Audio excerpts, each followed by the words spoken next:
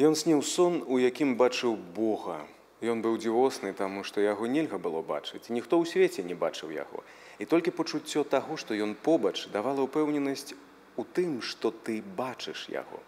Не было пустаты ў душы, было разуменне ўсяго на зямлі на адно кароткае імгненне і жах, што аддалішся і зноў страціш усё.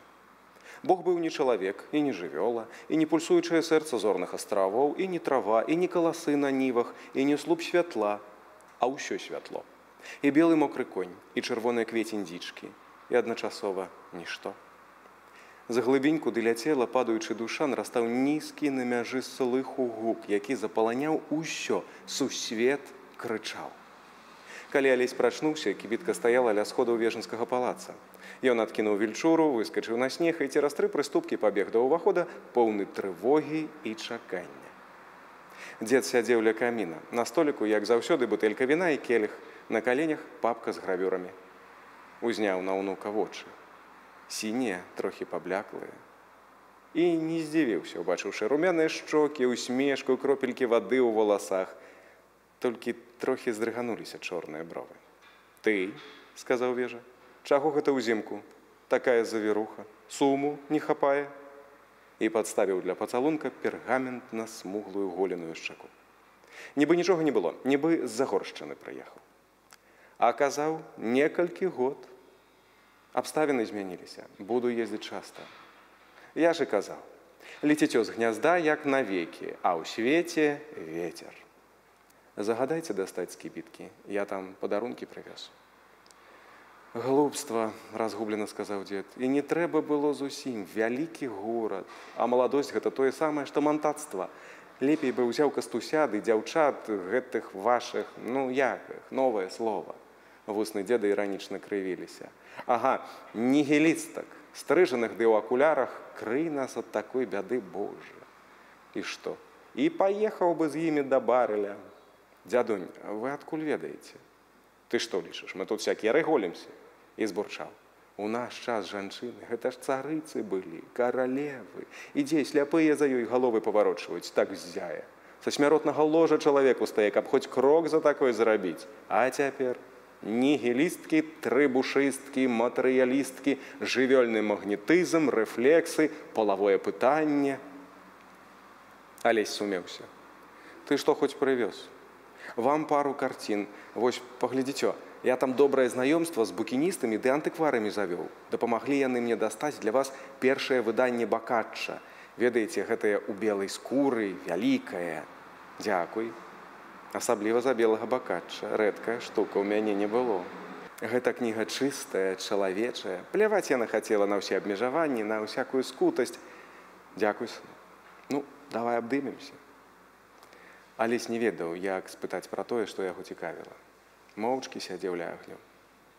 «Як тут у вас, як бацькі?» – нарэшце спытаў ён. «Б'ёмся памалу. Бацька павінен зараз прыехаць». «А Глебавічна?» «Бегае ўсё». «Што з раўбічамі?» «Яраш у гордай самоце, не вітаемся». «А што Гелена?» «Тут сыне справы больш складаныя. Раджае яна. Першыя схваткі былі ўчора, мы яе перавялі былі праз арку, непасрэдна ў будынак. Адмовілася. Там жыла, там раджаць буду». Дзед глядзеў у агонь і не бачыў вачэй унука. Доктар некалькі месяцаў прыязджаў з губернскага града, а цяпер тут сядзіць. Вочы дзеда былі журботныя.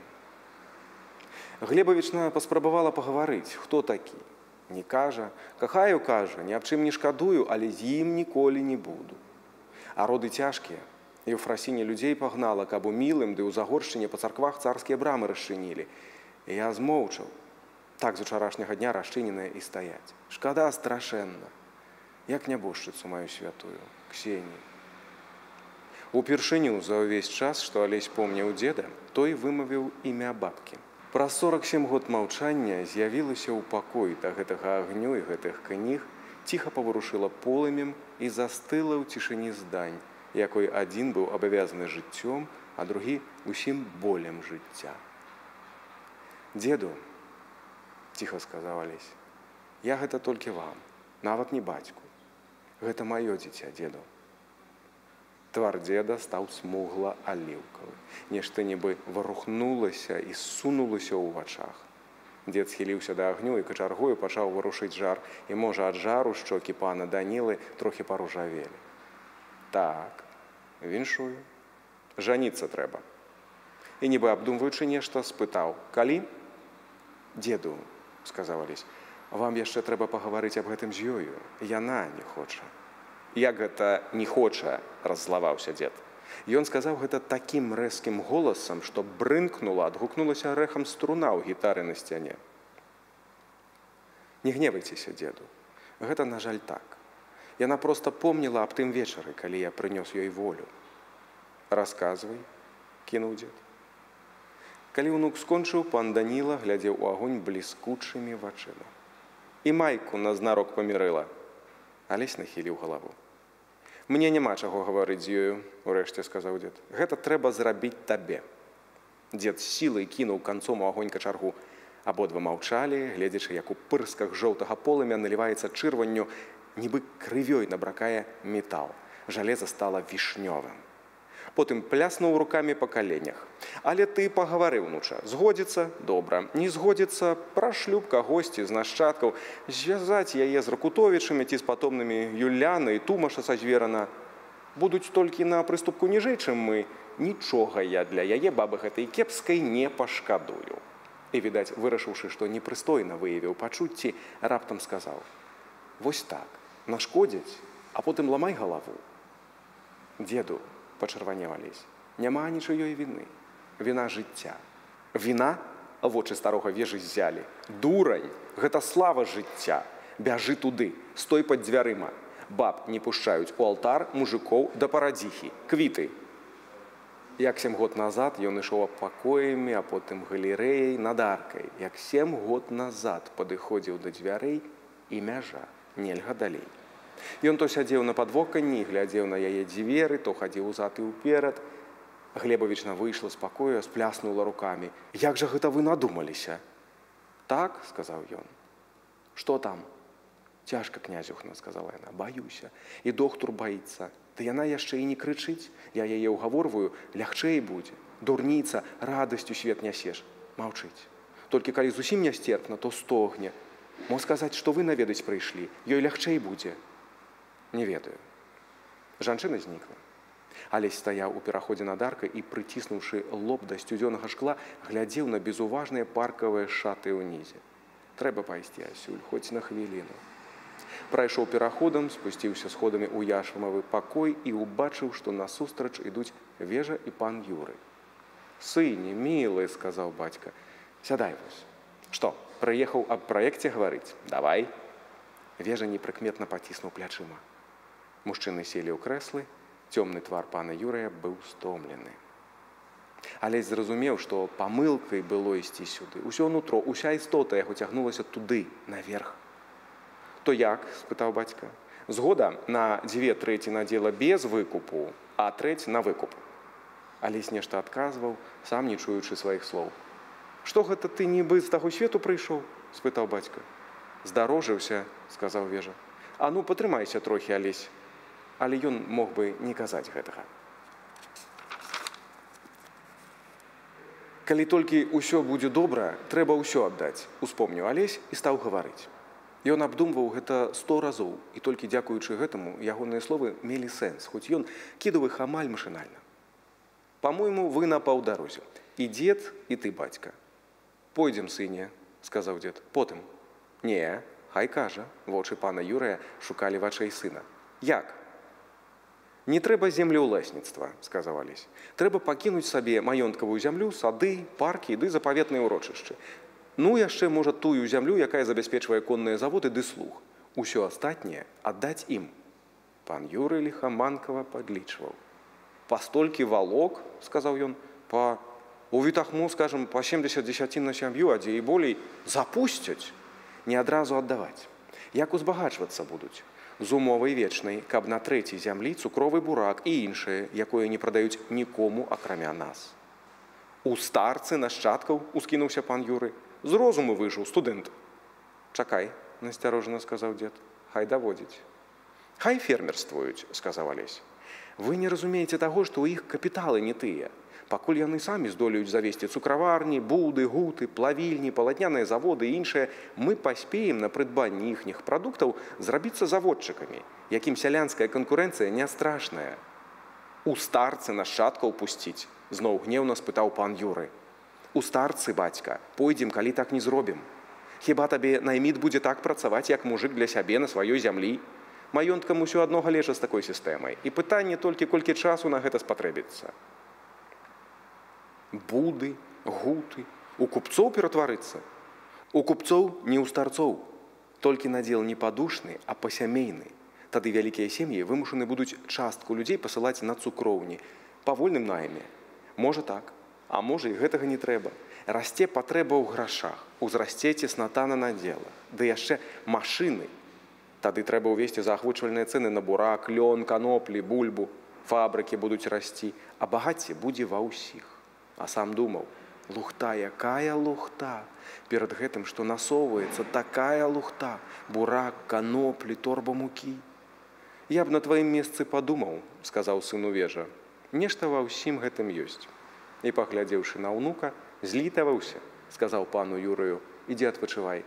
Я вось яму пару слоў скажу і таксама паганю спаць. А галовы ў нас дзеці, га, Юрась? Галовы, наіўныя і хітрыя вочы пана Юрыя смяяліся. Ён торгаў хвалісты вуз, прыкрываючы усмешку. Пайшоў. Дзед і ўнук сядзелі моўчкі. Пачакай ты тут. Не пакутуй, не паможаш. Сам прыдумаў? Сам. Я пайду. Дзед зразумеў, трэба супакоіць, хоць на хвіліну адцягнуць думкі. Як думаеш Гелену забяспечыць? Хіба ўсё будзе добра? Стала цішыня. Мнямля, сказаў дзед, першынцу. Зямлю тых двух маёнткаў, што за сухадолам, дом у Ведрычах. Алесю скінуў у вочы. Дзядуля. Што, дзядуля? Дам. Нічога не зробіш. Схіліўся да Алеся. Хадзім, вып'ем з табою. Гадзінай пазней Алесь зноў хадзіў туды і сюды па калідоры, вакол была тая самая нястерпная цішыня.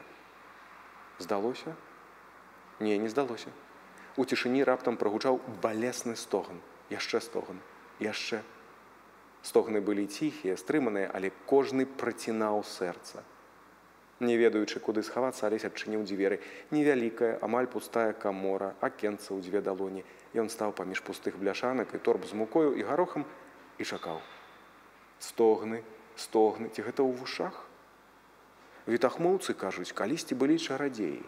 Перад родамі муж доўга глядзеў жонцы ў вочы, а потым знікаў з хаты, ішоў у пушчу і там крычаў і біўся аб дрэвы. І жонкі раджалі лягчэй, а мужчыны, кажуць, нават адчувалі боль, яны нібыта бралі частку пакут на сябе. Потым, як заўсёды, ад гэтага засталася адна абалонка, ніхто амаль не ўмеў браць на сябе, але ў пушчу ўсё адно ішлі. Гэта звалася кувада, няўяўнай старадаўнасці звычай. Ён не ведаў, як пакінуў камору, як апынуўся зноў ля дзвярэй. Была цішыня, і ён зразумеў, што стогны яму толькі здаваліся. І, магчыма, даўно ўжо адбылося горшае. Адчыніліся дзверы, не заўважыўшы яго, выскачыла і пабегла некуды сядзелка. Праз шчыліну ён на імгненне ўбачыў лекара. Лекар стаяў і трымаў у руках нешта чырвонае. І раптам пралунаў калідорам крык. Слабенькі, але на ўвесь палац, на ўвесь свет крык. З дзвярэй выйшла павітуха, прыкрываючы ручніком балейку. Голас у пакоі нібы дзіўна перабіваўся, распадаўся і зноў злучаўся. І ў фрасіння выкацілася з дзвярэй, у яе трэсліся вусны. Двайняты, князюхна, мілы, хлопчык і дзяўчынка. Спляснула рукамі, пабегла некуды. Дзве сядзелкі пабеглі назад у пакой. Пачалася мітусня, ніхто не звяртаў на яго ўвагі, і ён сеў на нізкае падвоканне. Густа сцямнела за акном, як заўсёды перад золкам. Зноў Глебавічна, аж захлынаецца. А божа ж мой, вырастуць дзеткі, прывядзе яна іх пад грушку, будзе для іх сяпяжаначкі рваць, а тыя будуць есці ды смяяцца на сонейка. З усмешкай пра слёзы зірнула на Алеся і раптам шырока расплюшчыла вочы. Паніч! І пацалавала ў лоб. Зноў заплакала: такая ўжо мне радасць, не было ж у мяне дзетачак, ні ад мужа нябожчыка, ні потым. Выцірала кулакамі вочы, так як ніколі не рабіла пры пану Данілу. 2 скруткі ў руках Глебавічны. У верхняй частцы кожнага скрутка было нібы акенца. У кожным акенцы было нешта чырвонае і непрыгожае. Кожнае непрыгожае муляла нечым зусім непадобным на рот. Патрымайце, гэта трэба. Ён трымаў гэтае цёплае праз тканіну, а жанчына падтрымлівала. І ён баяўся, што зламае гэта ці возьме неяк не так. І раптам гэтыя, як па камендзе, расплюшчылі вочы. Вочы былі шэрыя і ўжо доўгія. Ці можа гэта так здавалася? Шэрыя і доўгія, ягоныя. Глебавічна, мне здаецца, я іх люблю. Жанчына недаверліва глянула на яго. Ідзі, ідзі, не хлусі. Перад сабою на высокіх падушках ён бачыў пацямнелае маленькае аблічча з пакусанымі вуснамі.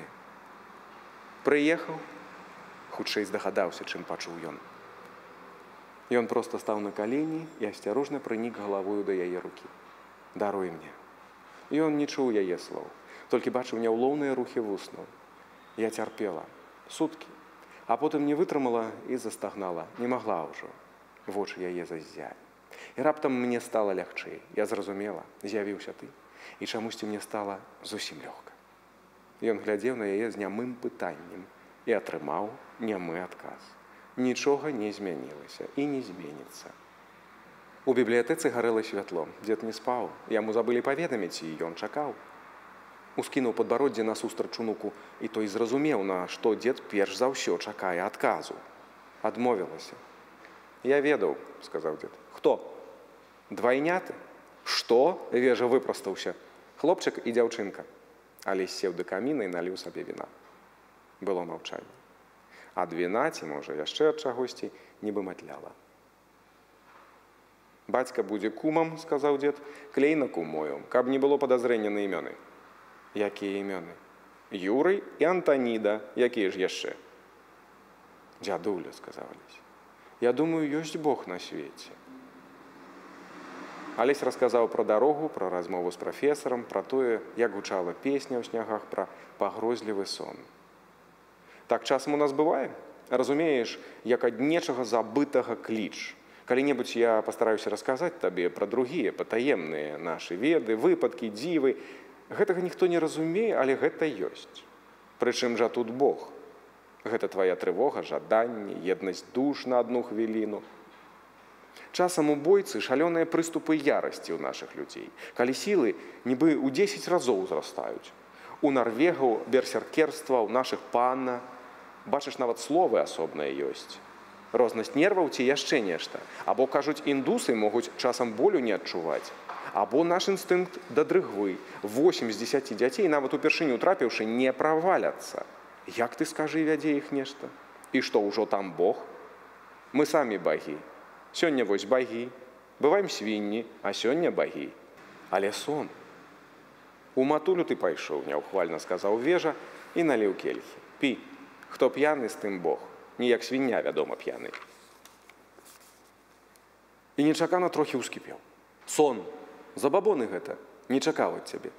Ракавіна забабонаў. Схавайся і сядзі. А ўсе людзі торкаюцца туды і сюды, не разумеючы, што прыкутыя да жыцця, у якім усё сказана. Баяцца, таму і Бог. Помніш словы з радавой клятвы? Няма нічога, акрамя магіл. Адны вераць у магілу Хрыста і дзеля яе здзекуюцца з жывых, бо мярцвяк кажа, і яны не могуць адмовіцца, паляць на агні. Другія вераць у доктара Гільятэна і над яго магілай ляскаюць ягоным вынаходніцтвам. Ці не дурасць, калі трэба верыць у жывых, у тое, што сёння здарылася? Але ўсё гэта... Першае, што сведчыць супраць рэлігіі, гэта тое, што ў людзей розныя багі. Не тое, дзед, не тое, не аб верах. Аб тым, што ўва мне, аб маёй мэце, аб тым, што ўратавала нас усіх. Самі мы сябе ўратавалі, сказаў стары. А калі загінем, дык таксама самі. Ніхто ў гэтым не будзе вінаваты, акрамя нас саміх. Зямлёй і людзьмі рухае дух змагання. Я не ведаю, ці ёсць у гэтага змагання нейкая надзея, але з веку ў век людзі змагаюцца, і таму яны людзі, а не быдла. Чырвонае полымя трапятала на твары дзеда. Сёння праўда, заўтра хлусня. Сёння бруд, заўтра ён жа, Нерон, сёння Бог, заўтра плесня, а потым другі Бог. Вучэнні. Усе вучэнні лухта. Ёсць адно вучэнне, пакуль над чалавекам, праўда, думак, пачуццяў, любві. Наступнай восенню студэнт імператарскага Санкт-Петербургскага універсітэта Александр Георгіеў сын Загорскі, не даслухаўшы курса навук па пісьменству і гісторыі, здаў, аднак, пры добрых паводзінах усе належныя іспыты па гэтых дысцыплінах і, падаўшы устаноўленыя дысертацыі на ступень кандыдата, быў заслужана зацверджаны ў гэтай ступені панамі прафесарамі і папячыцелем Санкт-Петербургскай вучэбнай акругі. Студэнт, аднак, не пакарыстаўся ніводным з правоў і прывілеяў, дадзеных імператарам ступені кандыдата, а застаўся пры прафесары Сразнеўскім для ўдасканалення ў навуках, адначасова запісаўшыся на слуханне лекцый па медыцыне і філасофіі з правам наведваць, як раней, лекцыі славеснасці, гісторыі і прыгожых мастацтваў. Абарона гістарычнай дысертацыі «Сялянская вайна 17 стагоддзя» на тэрыторыі беларускага Прыдняпроўя па матэрыялах радавых архіваў тамтэйшых дваран і прыдняпроўскіх кронік, дзеля якой ён усё лета прасядзеў у архівах Вежы, Сухадольскага замка, Радкевічаўшчыны, Кісцянёў і фондаў былога збароўскага кастальянства, прайшла без перашкод. Затое на абароне прыдняпроўскіх песень, паданняў і легенд ледзь не было скандалу. Сабралася зашмат народу, загула і проста так землякоў. Усе найбольш дрэнна апранутыя ў чарвяках, што прасілі кашы, у сурдутах, ледзь толькі не перашытых з хатніх чугаў і світак, некаторыя ў акулярах законнымі шкельцамі. Большасць праз адсутнасць паліто ў засцяганых пледах, зробленых з самай таннай шатландкі ці нават з даматканых у шашачкі посцілак. Усё з тых людзей, што апладзіравалі Чарнышэўскаму і аб якіх хадзіў жарт. Што гэта ты, хлопча, з хадніка сабе плед зрабіў? З рызаў пакуль што не дазваляюць. Чаго гэта ў цябе ручнік замест гальштука? Добра, што пакуль не вяроўка. Гумар быў змрочны. Сапраўды, гумар шыбеніка. Але самі хлопцы былі вясёлыя, хоць і вечна галодныя. Адкуль прасачыліся да іх чуткі аб дысертацыі, невядома. Магчыма, праз Кастуся, бо Алесь, слухаючыся парады Сразнеўскага, праз змест яе пакуль тое памоўчваў. Гэтая аўдыторыя сустракала кожнае небяспечнае месца ухвальным гулам. Апаненты, магчыма, пабойваючыся непрыемнасцей, спрабавалі былі аспрэчваць занадта левае палажэнні працы. Асабліва стараўся прафесар Платон Рунін, найбольш заядлы са славянафілаў універсітэта. Крычаў нешта аб славянскай душы, якой чужы мяцеж і ўласцівая з самых першых часоў рахманасці, пошукі Бога ў сваёй душы і душы таго, хто кіруе. Дагаварыўся ўрэшце да таго, што толькі пад эгідай моцнага славянін адчувае раскошу і замілаванне, што духу славянскіх народаў не ўласцівыя ўсе формы парламентарызму і дэмакратыі, прыдуманай бязбожнымі французамі, што заўсёды яны будуць адчуваць духоўную патрэбу ў манархіі. Алесь, успамінаючы свае нядаўнія разважанні, чырванеў ад слоў Руніна, нібы яго білі па шчоках. А студэнцтва гуло: «Веча! Разін! Копныя суды! Вашчыла!» Сразнеўскі ўрэшце быў вымушаны спыніць іх. А Рунін бубніў далей. Усё нешта аб тым, што абаронца, тэндэнцыйна падбіраючы песні, выстаўляе самы баганосны і рахманы са славянскіх народаў бандай мяцежнікаў, рабаўнікоў і гуляк, неўтаймаванай вольніцай, бязбожнікамі, якія прагнуць вечнага бунту. Параўноўваў работу Алеся з песнямі шатландскай мяжы Вальтера Скотта і нагадваў усім аб шматлікіх непрыемнасцях і абвастрэннях, якія нарадзіў гэты безадказны эксперымент, гэтая гальванізацыя трупа неўтаймаванай і д'ябальскай ідэі свабоды, што даўно скампраметавала сябе. Студэнты распачалі абструкцыю. Ізмаіл Іванович заклікаў да парадку і Руніна, і студэнтаў і пачаў навальвацца на ўсе доказы апанентаў, крышыць і ламаць іх, аж пакуль не раскідаў усяго, не пакінуўшы каменя на камені. А потым, калі дысертацыю прынялі, расцалаваў падвойнага кандыдата і згадзіўся пайсці разам з сябрамі, якіх набралося чалавек 50, адсвяткаваць у барэля нараджэнне новага мужа навукі. За вокнамі курыльні хвастаў чорны лістападаўскі дождж. У доме Сашальскіх на Ліцейным праспекце, чакаючы пакуль сыдуцца госці, сядзелі людзі, што сабраліся раней, каб паспець пагутарыць. У кутку ля чэзлага адна назва, што агонь пецярбургскага каміна, сядзелі Зыгмунд Сіракоўскі, Ямант, Валерый Рублеўскі і Хвелька Зянковіч, усе курцы. Іх усеагульным плебісцытам пагналі да агню, каб адцягвала дым. Кастусь дамогся. Па-першае, спявак Эдмунд Вярыга цярпець не мог шкоднага дыму. Па-другое, Віктара нядаўна прымусілі кінуць курыць. Ён ужо ведаў аб сваёй хваробе. Алесь увесь час клікаў яго да сябе, знайшоў братам кватэру ў пецярбургскай часці, ў доме нумар 16 па Вялікай Пасадскай, 2 цёплыя і сухія пакоі. І маліў, каб браў грошы, бо тут, пры сур'ёзнасці справы, зусім ужо не да гонору. Віктар згадзіўся і часам браў дапамогу. Затое Кастусь з самай гэтай хвіліны не згаджаўся браць ані капейкі. Аднойчы праз гэта сябры пасварыліся і нават месяц не размаўлялі ні аб чым, акрамя справы. Але з тым самым велічэзным сорамам за сваё багацце прапанаваў Віктару грошы, каб той паехаў куды-небудзь лячыцца. Той адмовіўся, спаслаўшыся на тэрміновую работу для віленскай археаграфічнай камісіі. Ён сапраўды працаваў для Кіркора і Маліноўскага і не лічыў магчымым кінуць без дапамогі і нібы без вачэй сляпога гісторыка. Алесь сказаў, што Віктар падарве такі свае сілы. Віктар адказаў, што гэтая работа дасць яму грошы, каб паехаць, а не дык проста, каб жыць. Браць жа ў сябра, не спадзяючыся аддаць, ён не можа сабе дазволіць.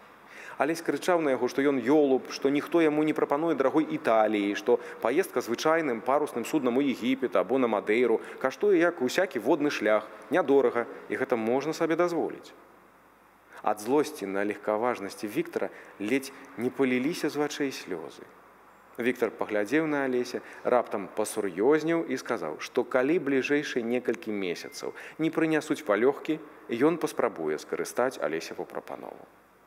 Але лягчэй відавочна не рабілася, і Алесь злаваўся на Віктара і на сябе, што не здолеў адразу зламаць супраціўленне гісторыка.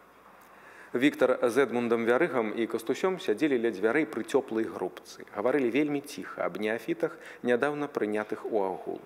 Колькасць людзей узрастала, і нават на месцах у Літве і Беларусі, не кажучы пра Польшчу, узнікла сетка залежных арганізацый.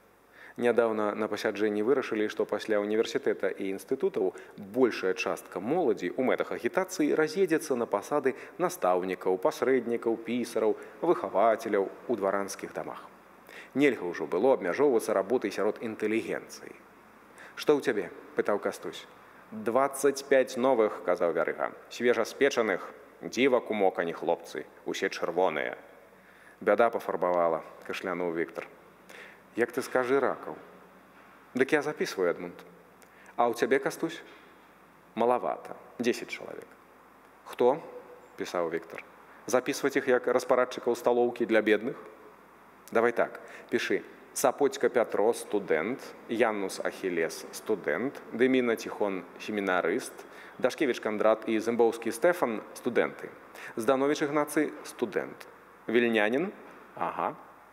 Сям'я неблагая, але спалоханая. А сын нішто, хлопец. Дрэнна, што бацька супраць. І яшчэ, што ў Вільні сёе-тое пра нас ведаюць. Нават асабіста пра нас з табою, Віктар. Папярэджваюць дзяцей. Вар'яты, Рабесп'еры, Карбанары. Нічога, сказаў Віктар, ведаюць і ведаюць. Нашы людзі неданосчыкі. І ўсё ж трэба больш сцерагчыся. Згода? Будзем. За спіною Серакоўскага сядзелі яшчэ 2 чалавекі. Ніжэйшы, даволі невыразны з твару, але разумны, калі меркаваць па вачах чалавек, адганяў дым цыгары рукой. Другі жарсткаватым абліччам нервова шаптаў на вуха Зыгмунту. Ці абураўся нечым, ці спрачаўся. Гэта былі члены верхняй рады арганізацыі, удзельнікі літаратурных вечароў Аскар Авейде і Стэфан Баброўскі. Алесь знаў іх значна горш за астатніх, і Авейде недалюбліваў. Сам не ведаў, з якой прычыны. А Баброўскі чамусьці вылучаў яго Алеся. Усміхаўся пры сустрэчы, моцна паціскаў руку, затрымліваў паразмаўляць, і адразу відаць было, што размова яму прыемная. Вось цяпер ён раз-пораз паказваў Зыгмунту вачыма на Алеся, і Зыгмунт, сустракаючыся з вачыма Загорскага, смяяўся беласнежнымі зубамі. Ідэя паўстання і ўскраіны часам далятала да Алеся. Варшава, па-мойму, вельмі памыляецца тут. Трэба спытаць у хлопцаў, хоць бы ў яго ці ў Віктара. З Серакоўскім вакол шахматнага століка сядзела 5 чалавек. 2 нібыта гулялі, хоць партыя даўно была забыта, а астатнія нібы глядзелі, хоць глядзець не было на што. Хіба толькі на тое, як адзін з ігракоў нахіляў фігуркі і адпускаў, і кожны раз нібы здзіўляўся, што яны ўстаюць на ногі, бо ў донца кожны заліты свінец. На тым, што гуляў фігуркамі, быў сціплы чыноўніцкі сурдут. Ён служыў на чыгунцы і нават з аблічча быў тыповы служачы, ціхі, сціплы, светлавалосы, з трохі вінаватай усмешкаю. Ніхто не мог бы падумаць, што погляды гэтага чалавека схіляюцца часам ледзь не да анархізму. «Кінь, Ільдэфонс, раздражняй гэты гук», – сказаў яму партнёр, чалавек з рэзкім уладным абліччам. «Будзем гуляць ці не?» «Відаць, не», – змяшаў фігуркі служачы. «Зараз зноў пачнецца размова. І зноў ты будзеш бараніць ідэю шляхецтва, велічы Польшчы, і зноў мы з табою будзем лаяцца, Людвік. І Загорскі унь пакліча на дапамогу філалогію, а Віктар гісторыю, а Кастусь сацыялізм, і накладзе табе гэтая беларуская тройца па самае 10-е. А я памагу». Алесь усміхнуўся. Ільдэфонс Мілевіч і Людвік Звяждоўскі сябравалі, але заўсёды лаяліся між сабою. Звяждоўскі шмат у чым, нават у беларускім і украінскім пытанні, кідаўся да белых, і Алесь толькі таму верыў гэтаму афіцэру у бліскучым мундзіры, што бачыў яго чысціню і поўную адданасць справе. Была ў Людвіку шчырасць памылковай думкі. Была прага у кожную хвіліну аддаць жыццё. «Уладзю», – сказаў Людвік, – «барані».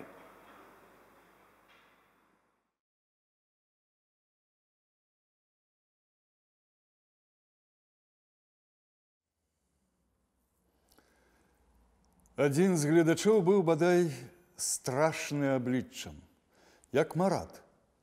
Жоўты, як у хворых на печань колер скуры, чорныя жорсткія, як конская гріва валасы, шырокі і вельмі грубы плоскі твар, вузенькія шчыліны калючых вачэй.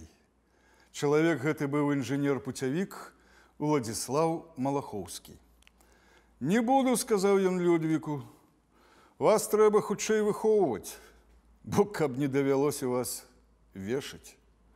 Другі афіцэр побач з ім быў цёзка Серакоўскага, Зыгмунд Падлеўскі. Ніхто тады яшчэ не мог прадбачыць ягонага лёсу. Проста ведалі, што чалавек ён цвёрды. Затое нельга было не звярнуць увагі на апошняга з гледачоў. Сухі і прыгожы польскі твар. Цвёрдыя мускулы на худых шчоках, вострыя невялікія вусы, стрыманасць у падабраным цвёрдым роце і вочы, як вугалі, тлеюць суровым і добрым агнём. Зацягнуты, як і серакоўскі мундзір афіцэра генеральнага штаба, увесь наліты спакойнай, але ў кожную хвіліну здольны на імпэт сілай, ён сядзеў нібыта нічога яго не датычылася, але чуў усё. Звалі афіцэра Яраслаў Дамброўскі. Ён хутка быў прыкмечаны ў арганізацыі і стаў адным з яе кіраўніком. У невялічкім пакойчыку сядзела амаль у поўным складзе кіраўніцтва нелегальнай арганізацыі. «Што ж», – сказаў Дамброўскі, – «адпачылі ад крыку, бадай час пачынаць. У гаспадара вось-вось госці збяруцца. Пачынай, грамадзянін Зыгмунд». «Падсумуем», – сказаў Серакоўскі, – «сённяшняе паседжанне левіцы і цэнтра нашай арганізацыі аднагалосна згадзілася з тым, што дасягнуць нашай мэты, гэта значыць волі і дэмакратыі, нельга іначай, чым праз паўстанне». Загорскі ўбачыў, як Кастусь схіліў галаву. Таму што дабіцца чаго-небудзь лаяльнымі шляхамі ў паліцэйскай дзяржаве немагчыма. І акрамя таго, нездавальнення народаў Польшчы, Літвы і Беларусі гнюснай палітыкай імператара і ягонай камарыллі пераходзяць у ярасць. Цярпець далей ярмо мы не можам. Кожная лішняя гадзіна рабства разбэшчвае слабых і ганьбіць моцных. Таму з сённяшняга дня мы павінны запэўніць усіх, што без паўстання, без рэвалюцыі, сказаў Віктар, справа не абыдзецца. Акрамя таго, левіца, якую падтрымлівае частка цэнтра, прапануе, каб сацыяльная перабудова грамадства ішла побач з выяўленчым паўстаннем. Асноўныя іх тэзы – поўная раўнапраўнасць усіх грамадзян. Уся земля сялянам, мова народам. Прапанова ўнесла беларуская група рады ў складзе грамадзян братоў Халіновскіх, грамадзян Вярыгі, Зянкевіча, Малахоўскага, ад імя якіх абвясціў прапанову складальнік яе сакратар групы грамадзянін Загорскі. Прапанову падтрымалі большасцю галасоў, хоць, улічваючы думку правіцы ў Петербургу, Вільні і Варшаве, трэба думаць, што яе праваляць. Добрае, трохі разгубленае аблічча Віктара перасмыкнулася. Алесь перавеў вочы на змрачнаваты цёмны твар Кастуся. Кастусь знізаў плячыма, нібы сказаў: «Ну і што? Атрымацца гэтага ўсё адно трэба». Пачынаем апошнюю сённяшнюю праблему аб нацыях так званых ускраін. Пытанне гэтае можна сфармуляваць так: воля ускраінам, самавызначэнне іхнім народам. Яно абмяркоўваецца строга сакрэтна, і таму члены рады не павінны дыскутаваць яго сярод іншых, каб заўчасна не заводзіць звад. Уласна кажучы, увод нашага рашэння ў дзеянні адбудзецца толькі ў час паўстання і пасля яго перамогі. То на што абмяркоўваць, спытаў Звяждоўскі. Пытанне ставяць таварышы з Украін, растлумачыў Зыгмунд. Каб ведаць загадзя, на якіх умовах яны будуць змагацца поплеч з намі. На фарпосце паўстанняў, дакладніў Вярыга, бо калі хто першы і атрымае свінцу, то гэта мы. Якія умовы, спытаў Ямонт. Поўная воля беларусам і літоўцам самім вырашаць свой лёс, сказаў Алесь. Федэрацыя, спытаў Дамброўскі. Магчыма. Незалежнасць, спытаў Падлескі. Народы вырашаць гэта самі. Якія народы? Быццам непаразумела, спытаў Авейда. Грамадзянін глухі? Спытаў Хвэлька. Беларусы і літоўцы. Дзве нацыі, якія жывуць на землях. Якая беларуская нацыя, спытаў Ямонт, удаючы недасведчанасць. Ніколі не чуў, спытаў Алесь. Чаму? Я чуў і аб беларусах, і аб літоўцах, але заўсёды лічыў іх галінамі польскага племені. Мова, дыялект польскай.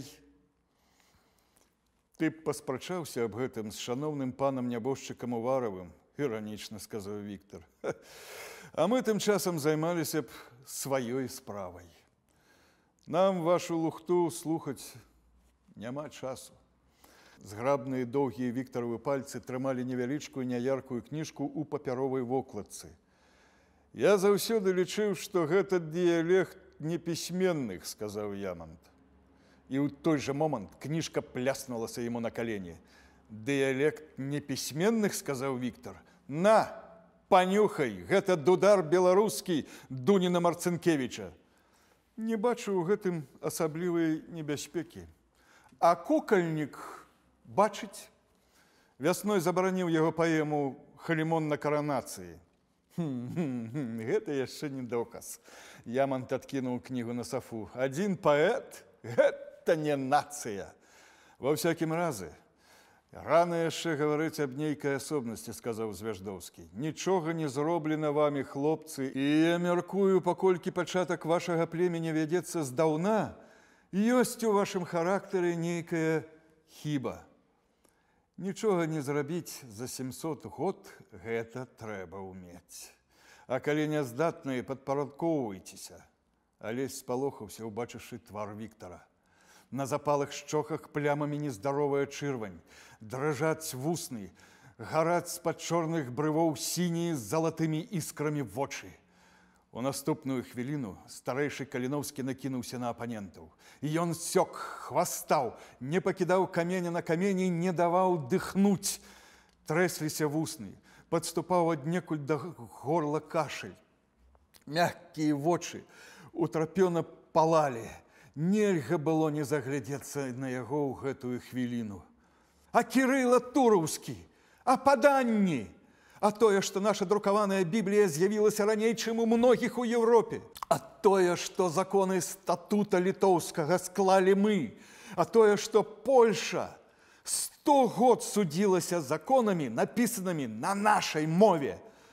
А калі пераклала іх, то пакінула ўсе нашы тэрміны і адсылала тых, хто не разумее іх, да арыгінала. А тое, што рукапіс паміж Польшчай і Літвой, які даследчыкі лічаць польскім, напісаны беларускай гаворкай. А тое, што 300 год мовай княства была беларуская мова. У статуце сказано не так. Ведаю. 4 раздзел, 1 артыкул статута. А якія вы лічыце гэтыя словы? Пісар маець, літарамі, позвы, не іншым языком і словы. Рускія словы, рэкнуў Ямонт. Віншую, заранізіраваў Валерый. З чым? З добранабытай дурасцю, сказаў Дамброўскі. А гэта што? Усміхнуўся Віктор. Заказала яму пад горлам, абы таго не казаць. Беглі есьмо да двара на конях. На ўрадзе к Гругоцкім, Пінскім жалаваў. Адпавядаў і пратэставаў все земляны павету Пінскага. 3 сказы. 3! 3 стагоддзі. 3 сказы, 3 мясцовасці.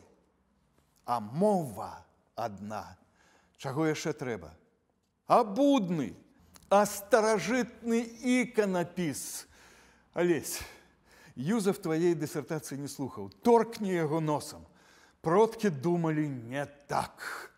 Адкуль вы ведаеце, як яны думалі, спытаў Людвік. Вам ніколі не даводзілася перамалёўваць факсіміле, спытаў Віктор. Але што я? Вы афіцэр, ваше рамяство, вайна, а шкада. Часам у старым рукапісе трапляецца неразборлівае месца.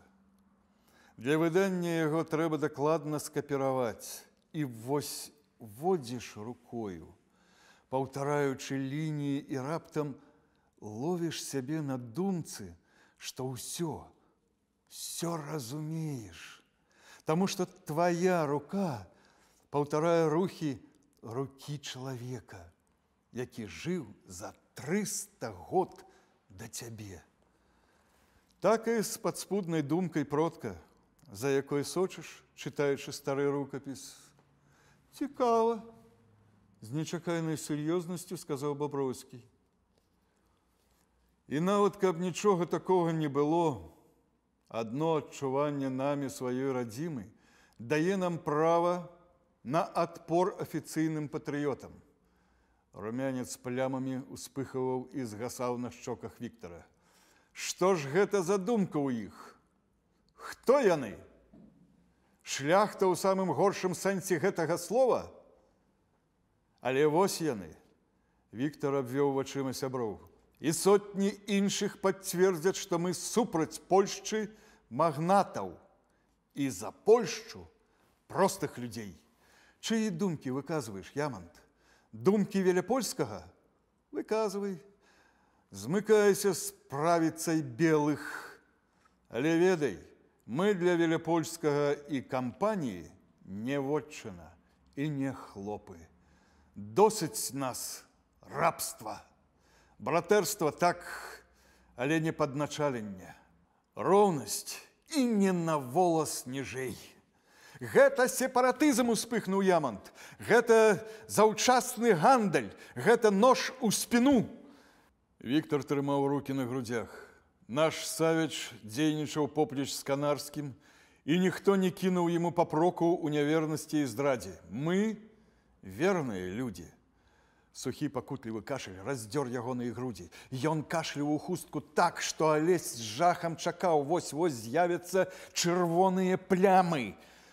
Ямонт, кінь, сказаў Стэфан Баброўскі. Ты што, не бачыш? Толькі не шкадаваць, праз кашель гневна пракрычаў Віктор. Толькі не шкадаваць. Хто за адмаўленне ад правоў на ўскраіны? Спытаў Зыгмунд.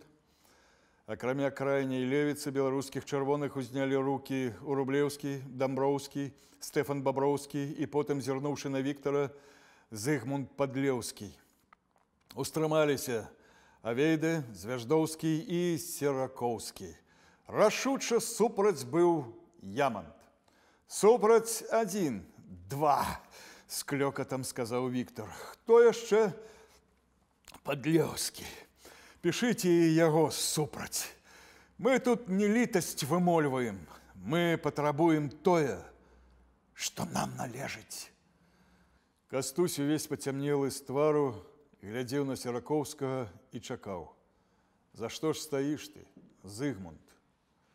Серакоўскі глядзеў яму ў вочы спакойна і шчыра. Не за калонію, а аб'ектыўна. Віктара ўсё яшчэ біў кашаль. За канфедэратыўную дзяржаву, за непадзельную Польшчу, у якую на роўных правах з палякамі ўвайшлі б беларусы, літоўцы і украінцы. Мы не маем права паслабляць паўстанне, Кастусь. А ўсё ж робіце гэта. Чым? Словам, непадзельная, цяжка варухнуў сківіцамі Кастусь. Чым ты тады адрозніваешся ад белых? Ну, ведаеш, што ведаеш? Твар Кастусёў скамянеў, асіметрычныя вочы гарэлі халодным агнём. Ваяводствы Мазавецкае, Кракаўскае, Літоўская, Люблінская, беларуская, украінская. І нібы страшэнную поўху кінуў. Можа, яшчэ крымская? Цікава, што сказаў бы на гэта твой друг Шаўчэнка. Зыгмунд сцепануўся. Чым ты адрозніваешся ад белых з гнюснай ідэі адзінай і непадзельнай? Чым ты адрозніваешся ад Кастусь? Я даўно Кастусь! І я ведаю, што пры словах непарушны, непадзельны, адзіны, калі іх гавораць мацнейшы, сапраўдных людзей цягне разбіць непадзельнасць, разбурыць непарушнасць, бо гэта замаскаваны ланцуг рабства. Вочы ў Кастуся былі ўтрапёныя, аблічча палала. Гэта не нож у спіну. Проста лепей загадзя дамовіцца аб усім, каб цвёрда ведаць, на што спадзявацца. Бо калі вам другараднае становішча гэта большая ці меншая непрыемнасць, то ў нас пытанне стаіць іначай. Або воля, або не жыць. Я не пратэставаў, сказаў Серакоўскі. Я ўстрымаўся. На маю думку, павінна быць так, але я нікому не навязваю гэта. Я нават нікому не буду гаварыць пра яе. Голас Зыгмунта гучаў суха. Згода. Значыць, мы павінны пашырыць гэты погляд, прыняты цяпер большасцю рады сярод памяркоўным і весці за яго спрэчку з белымі. Сорам! Выгукнуў Ямант. Гэта падрыў агульнай моцы грамадзянін Серакоўскі. Узаемадапамога, сказаў Мілевіч. Сепаратызм, сказаў Звяждоўскі. Алесь зразумеў, нервовасць Кастуся можа спасаваць справу. Прыйшоў час умяшацца. Большасць людзей не разумее, што прымусоўваць другараднае становішча ланцуг – гэта вечная міна пад еднасцю. Што ў такім стане нават між братамі расце пачуццё варожасці, а часам і ненавісці. Самастойнасць і магчымасць распараджацца сабою як хочаш – вось найлепшы грунт для братэрства. Чую, чым тут пахне, сказаў Ямант после паўзы. Рабесп'ераўшчынай, Дэмбоўскім, галіцыйскімі хлопамі, што пілавалі паноў піламі, Чарнышэўскім. Вось адкуль яны ідуць, вашы крайнія пачварныя погляды. З дому на Ліцейным. Якога? Спытаў Баброўскі. Ну, што насупраць міністра дзяржаўных маёмасцяў. З дому гэтага карцёжніка, што піша вершыкі аб народзе. А сам нажыў маёнткі і нават міністр унутраных спраў кажа, што ён не рэвалюцыянер, бо мае грошы. Кастусь устаў. У яго пасмыкваліся вусны і шчака. Дрыжала левая павека. Юзеф, маўчы. Юзеф, не даводь. Чалавек, які ўсё жыццё Чалавек, які напалову паляк і спачувае вам. Як табе не сорамна? І сеў.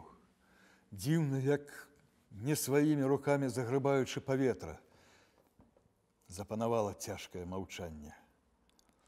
«Прашу слова», – сказаў у цішыні Алесь. Церакоўскі зрабіў запрашальны жэст. «Я прапаную выключыць студэнта Яманта з рады і агула», – кінуў Алесь. «Я прапаную таксама папярэдзіць усе нізавыя арганізацыі, каб яны не ўздумалі выказваць Юзефу Яманту давер, калі не хочуць варожасці і, магчыма, правакацый». «Ты што?» – усміхнуўся Кастусь. «Раю не ўмешвацца». «Я вас удару, Загорскі», – сказаў Юзеф. «Не раю, прапаную выключэнне». «Падстава?» – спытаў Зваждоўскі. «Яднанне, ясней. Наш трыумф у яднанні. Яднанне з левымі элементамі якой бы нацыі яны не былі. Палякі, украінцы, рускія, літоўцы, курлянцы».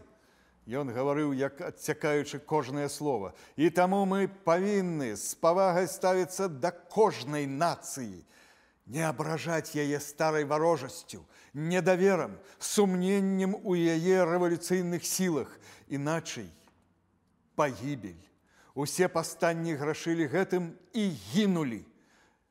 Відаць, шахецкіх нацыяналаў гэта нічаму не навучыла.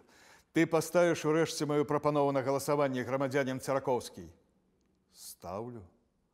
Ямант абводзіў усіх вачыма і ўрэшце зразумеў.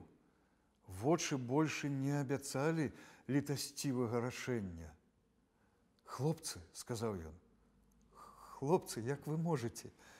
Голас яго дрыжаў. «Хлопцы, я аддам за паўстанне жыццё». І ўсе маўчалі. І тады Юзеф усхліпнуў ад хвалявання. «Хлопцы, я ніколі не думаў».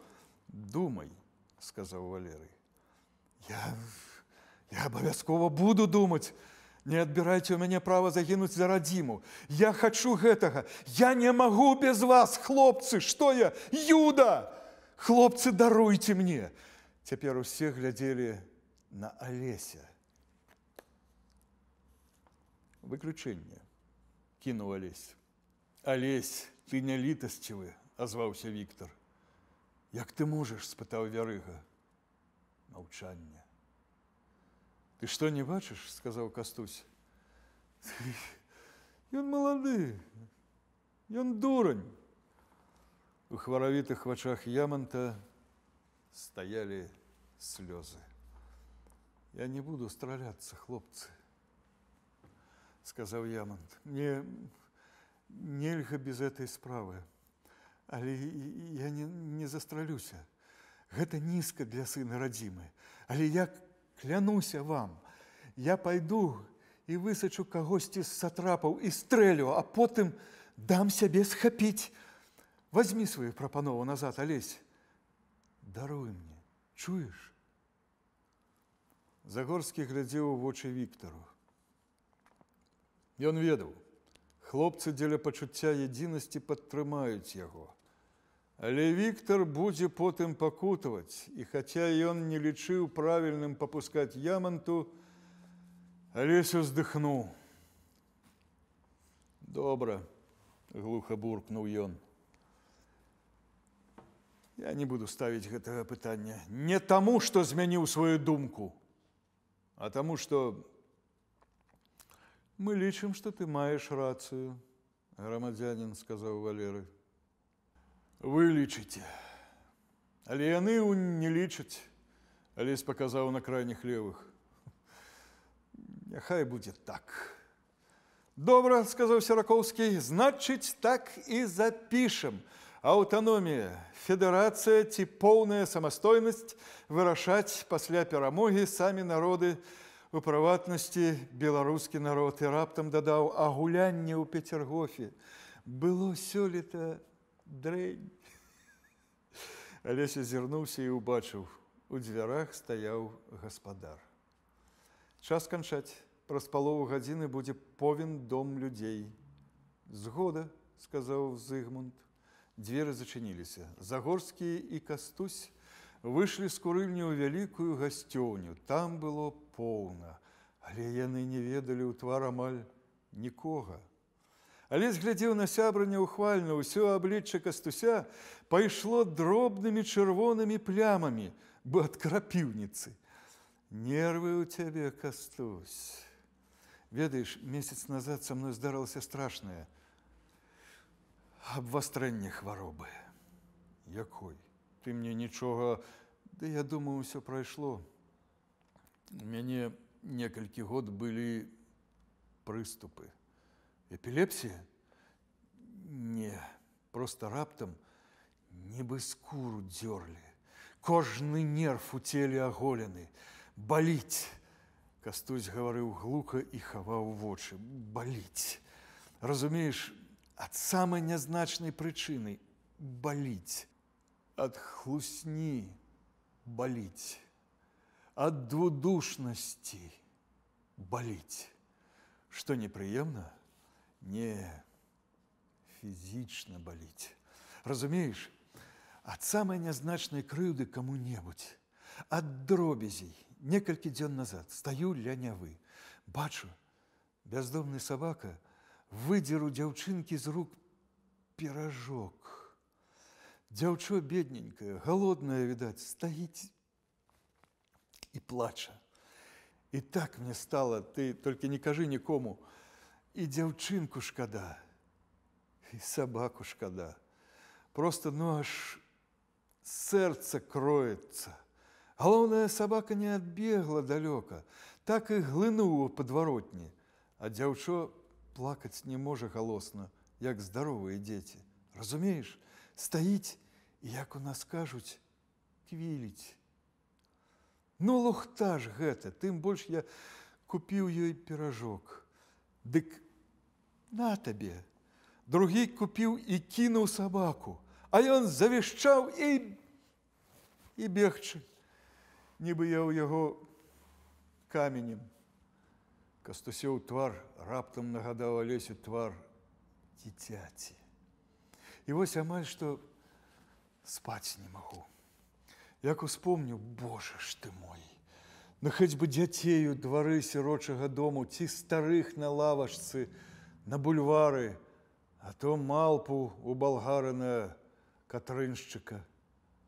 Далонька, ведаеш, дзіцячая, зморшчаная і клятчастая, сукенка на ёй. Як успомню, нібы гэта я за вольта ў слуп ухапіўся. У мяне з якога... з 5 кастрычніка галюцынацыі. Нібы стаіць нехта фіялетавы і тоўсты. І нічога ў яго няма, акрамя аднаго залатога вока.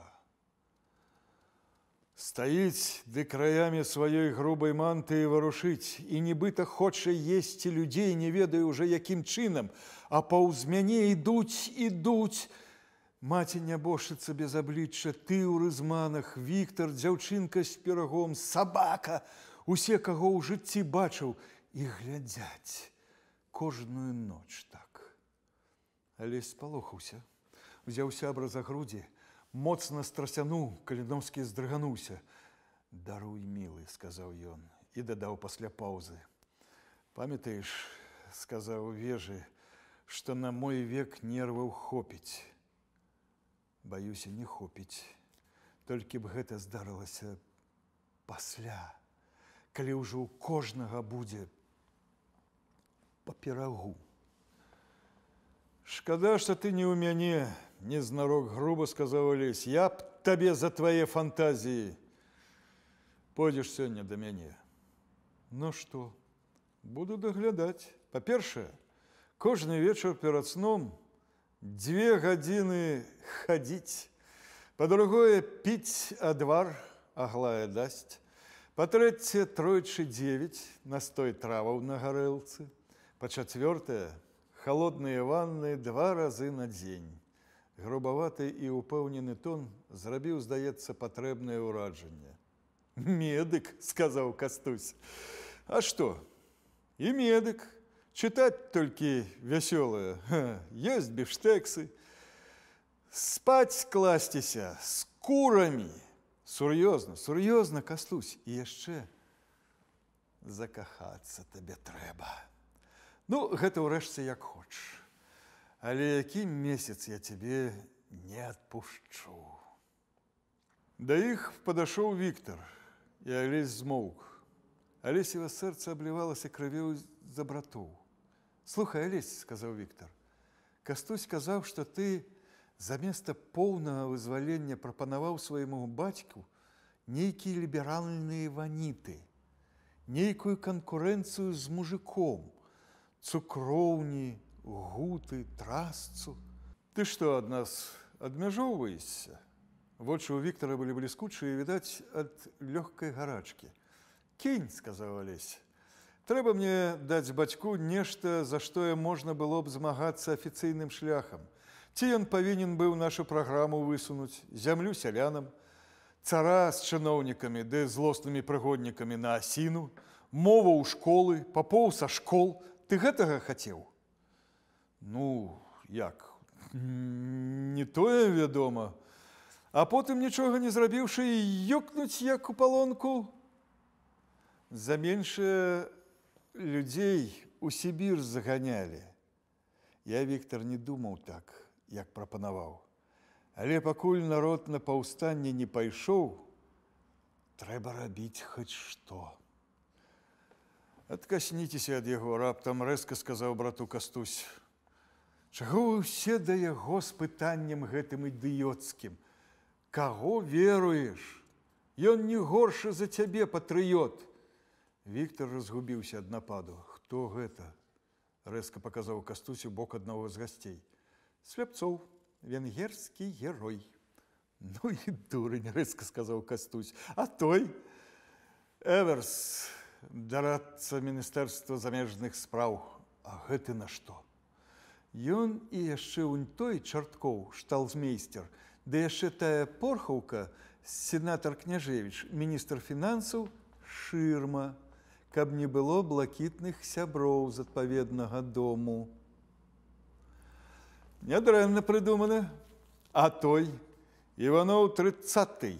Ты што, жартуеш, абурыўся Алесь? Не, на самой справе. Ад'ютант для асобых даручэнняў пры пецярбургскім ваенным генерал-губернатары. Што, таксама маска? Ды не. Чамусьці прасякся павагаю да Людвіка. Цягаецца ўсюды разумныя размовы слухаць. А там Шчарбіна, паэт. Бачыце, якое аблічча? А ў той, у акулярах з бакенбардамі, стары былы сябра Пушкіна. А цяпер, таварыш, здаецца, міністра народнай асветы, Вяземскі, Пётр Андрэевич, паэт. Шкада, хлопцы, старасці. А той, хто на вераб'я падобны, на вялізнага вераб'я. Толстой, Феафіл, музычны крытык, а той раганосец феактыстаў, пёс ланцужны, намеснік Фадзея Булгарына, з маладых ды ранне. І скажы, ты не паспее стары падлец здохнуць, як уже на ягонае месца новага рыхтуюцца. Адзін з гасцей асабліва прыцягнуў увагу Алеся. Не вонкавым выглядам, урэшце, бадай звычайным, а нейкай падкрэсленай незалежнасцю рухаў. Колькі яму магло быць год? Пэўна, далёка за 50. Ва ўсякім разе аб гэтым неабвержна сведчылі вельмі сівыя вусы, склератычны румянец на шчоках і скронях, нос, што калісьці, відаць, быў вастраваты і трошкі задзёрты, а цяпер з гадамі абвіс і зрабіўся ўжо нават трохі чырвоны. Ды і брові былі, як у старога, кусцістыя, суровыя брові. Незнаёмы сустрэўся з Алесем вачыма і, відаць, зразумеў, што той разглядае яго як цікавы і загадкавы экземпляр роду чалавечага. Вусы варухнуліся, але нават, калі б гэта не было, аб усмешцы можна было здагадацца па вачах. Вось што маладзіла чалавека — вочы. залаціста-карыя і, даль Бог, пякуча-сіні, як паўдзённае неба. У вачах нейкая пакутлівая вечная думка, якая катавала і нават у хвіліну вясёласці не давала палёгкі. Цяжкі, знясілены нейкай неадпэчнай думай, змардаваны і грозны твар. А таго, ты не ведаеш? Спытаў Алесь, збіраючыся ўжо ісці назад у курыльню. Ведаю. Хто? Шаўчэнка. Алесь міжвольна зрабіў 2 крокі назад. Раней, чым мозг паспеў дадумаць, што гэта непрыстойна, але ўсё адно было позна. Густа сіняга сурдута нідзе не было відаць. З курыльні большасць народа ўжо разышлося. Сядзелі ля агню толькі хлопцы, з якімі ў першы вечар пазнаёміўся Алесь, ды Малахоўскі, Мілевіч і Зыгмунд. Але затое набралося іншай моладзі. Некаторых Алесь ведаў. Онь ты, таксама землякі з Акадэміі мастацтваў, а той сябра ў Рублеўскага палясным інстытуце, цельпукаваты Яневіч, беларус з-пад Мядзеля, а той таксама свой, Антось Івановскі, сябра Віктара па працы і ідэях. Некаторых Алесь бачыў на паседжаннях агула. «Што ты мне, чалавеча, звягаеш ад музыцы?» – злаваўся Эдмунд Вярыга. Яго апанент, па ўсім відаць студэнт, белападшэўнік, сядзеў незалежна, закінуўшы нагу на нагу. Пыхаты твар, пагордлівыя вусны, залатыя брэлокі на ланцужку гадзінніка, цадзіў словы нібы з судзейскага крэсла, цвёрда ведаючы, добра ўсё, аб чым бы ён не сказаў.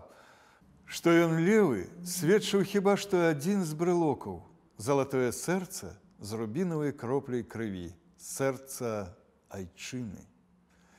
Кажу, што аднастайная музыка сумная, як мова, адказаў той. І тут Алесь зразумеў, што брэлок з сэрцам айчыны – хлусня. А ты ведаеш аб дыяпазоне мужчынскіх галасоў у беларускіх хорах? Спытаў Вярыга. Напэўна, чуў, што так званы падводка ёсць толькі ў беларускіх хорах. З усіх славян толькі ў беларусоў, ды яшчэ ў данскіх казакоў. А гэта што яшчэ? Прыемна спрачацца са знаўцам музыкі. Гэта самы найвышэйшы, які толькі магчымы, саліруючы мужчынскі голас. Спявае, а табе здаецца, што на небе б'юць срэбраныя званы. Ад іх і да самай нізкай актавы вось табе і аднастайнасць. Што? Сумна. А вось гэта што? Эдмунд праспяваў музычны сказ. Мяккі голас пяшчотна закалаціўся ў сцены пакоя і сціх. Ну, гэта адзін дурань не ведае. Пачатак славутай арыі Галькі. Гэта, хлопча, песня «Стала б ты калінай, абняў бы цябе я». А гэта арыя Антаніды. Гэта «Выйду я на бола не гуляць». Спяваюць яе на Полаччыне, Віцебшчыне, а гэта гукі загулі бадай што страшна. Голас Эдмунда ўдаваў бас, не ведаю, арганам гучыць, што нехта са старых немцаў. Ды не, сказаў Вярыга, гэта пан Бог цвярдыня мая, стары харал. Маеш рацыю, аднастайнасць, Манюшка, Глінка і каго ты там яшчэ выбраў? Баха? Людзі пырскалі па кутах. Ну, што яшчэ будзеш? Ці, можа, ўжо досыць? Зробім перадых? Вярыга так і сказаў. Думаю, досыць.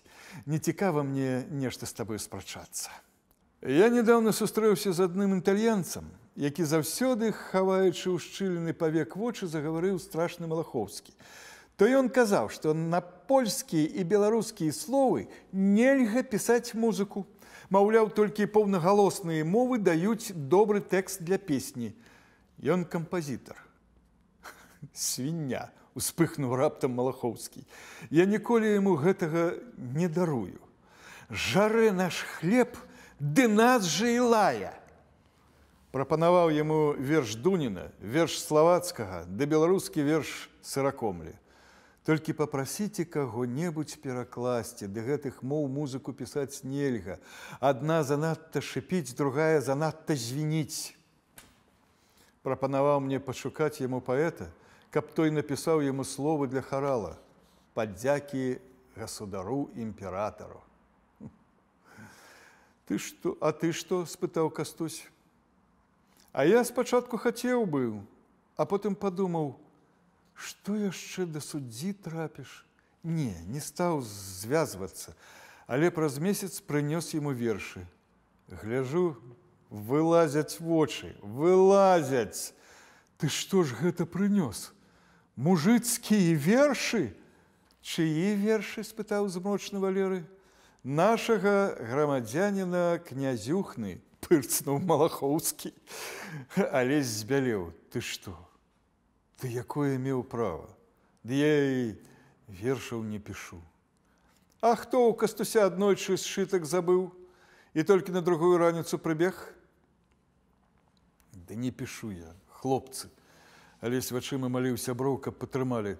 Маніць ён. Увага, сказаў Малахоўскі. Князь Загорскі пры ўсіх кажа, што я манюка. А я заяўляю, што ён нізкі эгоіст і себялюбца, бо трымаць патрэбны ўсім вершы ў сшытку і не чытаць іх. Змоўкні, крыкнуў Алесь. То што, мне прачытаць ці папросім яго? Валеры і Каліноўскія запратэставалі былі, але іх галасы заглушыў агульны крык. Просім, просім, я не паэт! І тут ціхі голас з мяккім акцэнтам сказаў у раптоўнай цішыні. Што ж гэта ты саромеешся вершаў, хлопча? Алесь крутнуў галавой у той бок. На парозе стаяў чалавек у сінім сурдуце і з-пад ілба з пахмурным, няўломным смяшком глядзеў на Алеся. Так нельга, сказаў Шаўчэнка. Спачатку гэта, праўда, як каханне, страшна, што нехта даведаецца. Але нашто ж саромецца каханне? Дадзена яно, значыць, шчаслівы чалавек на зямлі. Зыгмунд памкнуўся быў устаць яму насустрач, але пасівелы чалавек зрабіў яму няўлоўны жэст далонню. І той астаўся сядзець, толькі вочы засмяяліся. Калі ласка, і мне цікава, з вельмі хатняй інтанацыяй сказаў паэт. Паляк? Беларус. Тады тым больш. Вы адкуль? І гэтая амаль вясковая інтанацыя ў словах мучанага, перамучанага чалавека раптам прыгадала Алесю белага дзеда Кагута пад дзічкай у цвеце, захад і Дняпро.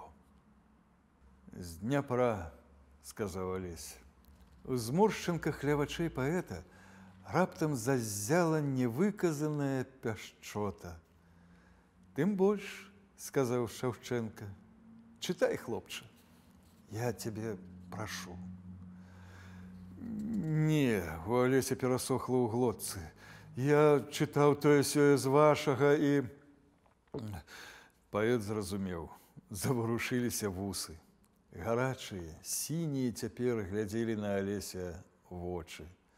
І Алесь раптам адчуў, што яму будзе не сорамна чытаць гэтаму чалавеку нават слабыя радкі, што ён нават хоча чытаць, што падсвядома яшчэ палову гадзіны назад марыў аб гэтым. Ён стаў у нязграбнай паставе, нібы перад апаратам дагератыпіста. «Мова!» – сказаў ён. У курыльні стаяла цішыня. Алесь адчуў, як б'ецца сэрца. Вочы глядзелі на яго. Ёсць паданне вякоў, што разбурыць калісь вавілонскую вежу Адам, і няўмольна сольюцца мовы зямлі ў адну, народную нам. Ён пачаў глуха, сэрца перашкаджала, але плынь радкоў, як заўсёды супакоіла яго, а тое, аб чым ён хацеў гаварыць, споўніла душу нязнанай пяшчотай, болем і любоўю. А праз некую хвіліну голас яго ўзмацнеў, і ён пачаў адчуваць сэрцам кожнае слова. Чырвань кінулася ў шчокі, і моя безвыходна пойдзе ў змрок, у атрутны, як і вечнасць, цень, трапяткая і сіняя, як васілёк, гарачая, як прамень. Я ні шчасце, ні доўгі год, ні жадзён. Хай пятля, хай памерці ў журбе, хай не будзе ні шчасця, ні будучых дзён. Хай, калі ў іх не будзе цябе, сірата па з'едлівай волі багоў, гінучы мой карабель. Хай не будзе світання ў народа майго, калі досвідкам здрадзіць табе. І няхай да мяне не прыйдзе вясна. Шчасце, песня, каханне, спакой все адно не змяняю твой чорны прасмак на атруту пшаніцы чужой. Ад палеткаў расійскіх лёгкай ступой збочу я да пякельных котлоў. Калі першы шанёл на мове маёй мне не скажа: братка, здароў. Той, хто хоча хоць слова тваё разбурыць, хай раней у апошнім баю возьме смерцю і полымем 3 муры: цела, сэрца і песню маю. Ты мой жытны хлеб і каханы май, песня продкаў, нашчадкаў палі. Без цябе не з табой не патрэбен мне рай. На душы, у небясі, на зямлі. Хлопцы маўчалі. А ён глядзеў і нічога не бачыў. Потым, ускінуўшы вейкі, ён заўважыў, што паэт стаіць перед ім і сурова глядзіць яму проста ў вочы. Зразумеючы, што ў яго вось-вось падагнуцца калені, Алесь апусціў веі, каб не глядзець. 2 рукі сціснулі Алесевы плечы. Ён адчуў, як лёг на ягоны лоб над левым вокам пацалунак, што пахнуў цыгарай, здаецца, нейкімі сухімі травамі і трохі віном. Петербург спаў. Пад дугою мосціка драмалі гулкая цемрава і чорная вада. Яны ішлі ўтрох і маўчалі. Гарэлі далёка-далёка адзін ад аднаго ліхтары. Падымаўся вецер, відаць, зноў на дождж. Паэт крочыў між сябрамі, маўклівы і трохі змрочны. У вас на Дняпры сады? У нас сады, адказаў Алесь. І у нас сады. Я ведаю, мой дзед расказваў. Адкуль ведаў? Некалькі год назад мне трапіў у рукі рукапіс вашага вялікага Лёха. Ты, Кастусь, можа, не чытаў, там адна душа вымушана вечна летаць. Якую маеш на ўвазе, спытаў паэт. Душу дзяўчынкі, што ўбачыла на Дняпры залатую галеру царыцы і усміхнулася ёй. І вось мучыцца, пакуль не раскапаюць вялікі склеп. Шаўчэнка глядзеў на яго насцярожана. На гэтай галеры ехаў мой дзед. Чаму? Царыцу звязваюць з імем майго прадзеда, калі першы раз ехала ў Магілёў і потым у Крым. Досыць непрыемна. Я не апраўдваюся, скінуў галаву Алесь. Прадзед адмовіўся кінуць Дняпро, хаця яна яго і клікала. Ты не звяртай на гэта ўвагі, хлопча, нібы нават прысаромлена сказаў Шаўчэнка. І на Лёх не звяртай. Я тады быў малады, жорсткі. Вы цяпер такі, сказаў упарта Кастусь, іншаму вас не навучылі, бацька. І добра. Ты князь? Спытаў паэту Алеся. Так. Ну вось, а я былы прыгонны. І што з таго, калі мы побач ідём тут? І ты, сябра Зыгмунта, і пішаш такія вершы. Мяркую, нашы разлікі за залатую галеру скончаны, а? Яны даўно скончаны. Мой дзед варагаваў з усім гэтым яшчэ да майго нараджэння.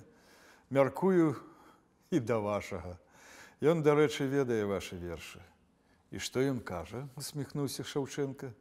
Сказаў, я б гэтага хахла не ў салдаты, а міністрам асветы замест дурня Уварова. Усе засмяяліся. Ну, мы прасвяцілі, усміхаўся паэт у сівыя вусы. Ты, праўда, не пакутуй, хлопча, за тую галеру. Ідёш той же дарогай, што і людзі праўды. Любіш няшчасны свой край, служыш яму, а астатняе справа 10-я. Пачаўся дождж. Тарас ішоў скоса, паглядаючы на хлопцаў. Выйшлі да Нявы. Хлопцы, сказаў раптам паэт, вы бачыце, што там? На тым беразе, пад аркай самага страшнага будынка ў імперыі, нібы вочы ззялі два чырвоныя ліхтары. Глядзелі, адбіваючыся ў вадзе. Вось, сказаў Шаўчэнка, вочы пад архангельскай аркай. Я вас да баязлівасці не заклікаю, але вы ўсё ж як мага сцеражыцеся, каб больш паспець.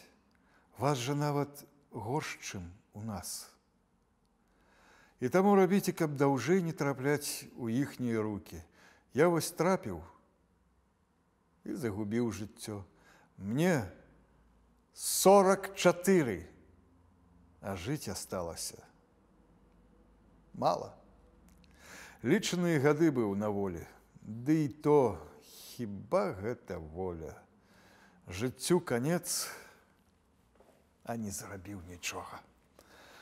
Бацька, сказаў Кастусь з дакорам, гэта праўда, сынок.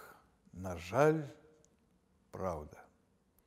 Мы не збіраемся вас суцяшаць, панізіў голас Кастусь, а толькі гіне народ. Калі на пачатку ягонай дарогі не з'явіцца такі, як вы, без кампрамісаў. Словам, вы ведаеце, нам няма прычыны казаць вам няпраўду. Вы зрабілі шмат. Хоць, магчыма, менш, чым маглі б. Але ж тая клятая салдатчына, яна ж вартая лішніх вершаў. Яна ж кожнага, хто не пайшоў дзеля радзімы на ўсё, прымусіць захлыснуцца ад сораму. Вы думаеце, вы канец? Спытаў Алесь. Вы пачатак.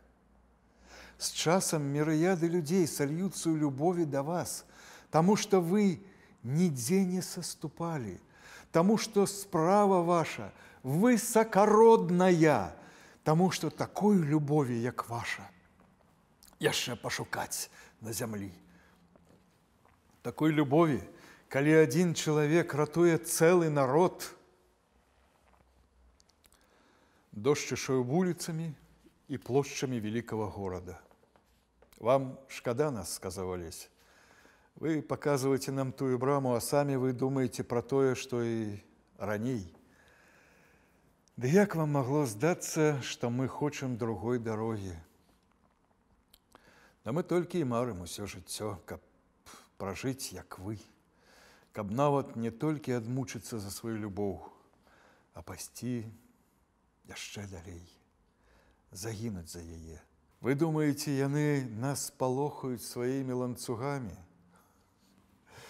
Лухта! Мы глядзім на вас, бо што зробіш, калі воля і радзіма жывуць толькі крывёю, талентам, мозгам, барацьбою, смерцю сыноў. Паэт глядзеў на іх, схіліўшы галаву, вялікімі, цёмнымі ад змроку вачыма.